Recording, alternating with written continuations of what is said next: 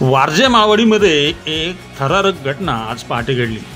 Warje माळवाडीमधील MHADA colony आणि आसपासच्या परिसरात घरफोड्या करण्यासाठी जय्यत तयारीत आलेल्या कुख्यात टोळीतील सदस्याला थरारकरित्या पकडण्यात वारजे पोलिसांना यश आले।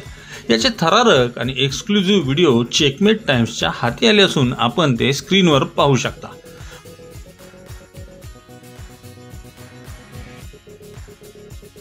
पहाटे 3:30 वाजता पुण्यातील टाक गँगचे सदस्य जीप घेऊन धारधार शस्त्रांसह जबरी दरोडा आणि घरफोड्या करण्याच्या उद्देशाने वारजे माळवाडीमध्ये आलेले होते।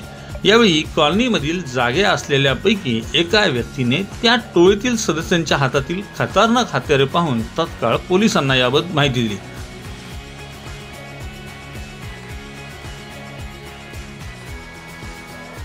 महत्त्वाची माहिती असल्याने वारजे पोलिसांच्या पोलीस उपनिरीक्षक सिद्धेश्वर रायगोंडा, पोलीस शिपाई अमित शेलार, निखिल नांगडे, अमोल सुतकर, राजू तांदळे यांच्या पथकाने तात्काळ घटनास्थळी धाव घेत म्हाडा कॉलनी गाठली। यावेळी पोलीस आल्याचे पाहून चोरट्यांच्या टोळीतील सदस्य आरडाओरडा करत पळत जाऊ लागला। यावेळी पथकाने त्याचा थरारक पाठलाग करत मुसक्या आवळल्या।